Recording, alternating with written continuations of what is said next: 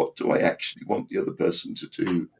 Not be clever with communication. Can I express it in simple language that they understand? It's far more complicated than people realize. And I Yes. wouldn't have believed it had I not people who weren't aware of the words they were using, because they thought they'd explained it, but nobody else heard them. Yep. There's a whole set of words that we use, but we're not aware of what the impact is, or they go with the verbs, kind of thing. So it's like, Yeah.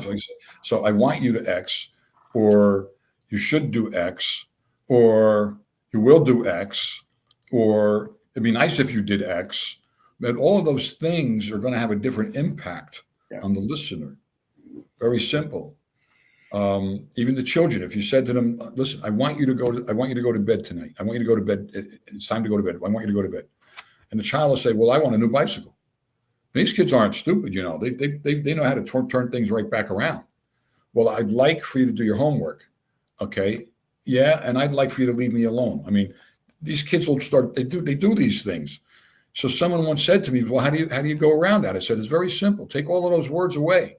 It's going to sound like, you're going to sound like you're the boss sheriff of the department, and you are, do your homework, clean your room. Those are commands, straight out.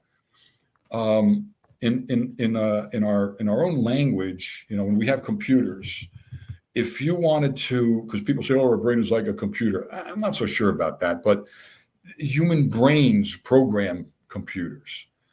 And inside of a computer program, a simple one, basic stuff, if in this computer program is the command to, let's say, open a browser, the command is going to be open browser.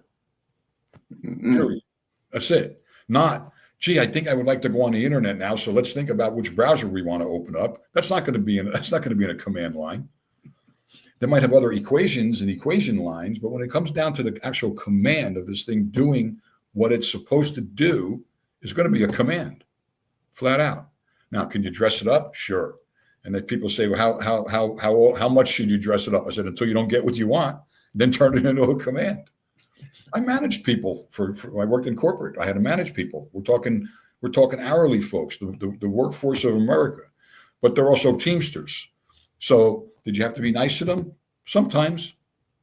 There was nothing wrong with being nice, but oftentimes you had to just come out and do a command. Say, okay, fix the damn thing. What'd you fix? Just fix it. They go, well, I'd like you to fix this thing. And they go, okay, when I get around to it. Well, you weren't serious when you said, I'd like for you to fix it. But if you said, all right, enough is enough, fix it. And I think there's something else important that comes from this, because we're going to move on to embedded commands in a second. But I've always had the view, but before you could do the embedded commands, you have to know what the command is. And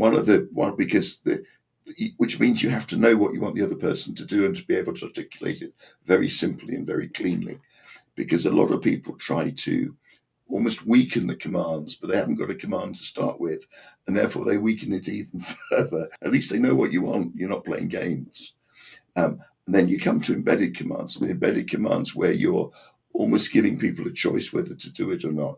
You make it into a positive suggestion where it's up. You may choose to do. You may choose to the kid. You may choose to go to bed now. Yeah, you got to know basically if you're issuing a command or you're issuing a suggestion or you're giving a set of choices. Yes. Oftentimes, like I said, when I got really interested in this, it was because I realized I had choices. But if someone said to me, no, you do this, you do that, no, I'd have polarized right away and went, no, the hell with you, right? But when I realized I had choices. So then in my own mind, what I had to do was go in and go, so if someone issued me a command that I didn't care that it was a command, I didn't like it, but you got to know, what are you doing? Are you issuing a command? Police officers know this. I don't know if there are any police officers online. Interesting. No, I'm sorry. Say a bit more. Well, it's very simple. And some of them will get a different reaction, I guess, from the person being issued the sentence, let's say. Right. In as far as I know, and I know loads of officers, they don't know this. Most of them don't. They're not aware of this. So if an officer here would say to you, "Do you mind stepping out of the car?" Okay, that's a question. And you can say, yes, I mind stepping out of the car, because it's not a command. But at the point they issue a command, you have to obey. If they say step out of the car, you have to step out of the car. So that's a simple way of saying, I mean, first of all, as soon as the lights are on, you're going hypnosis. I don't care who you are. You're going to go into a certain hypnotic state. It happened to me a couple of times, of course. But but if they say to you, do you know why I stopped you? Well, that's a question. It's a simple question. They want to find some information out from you. Yeah.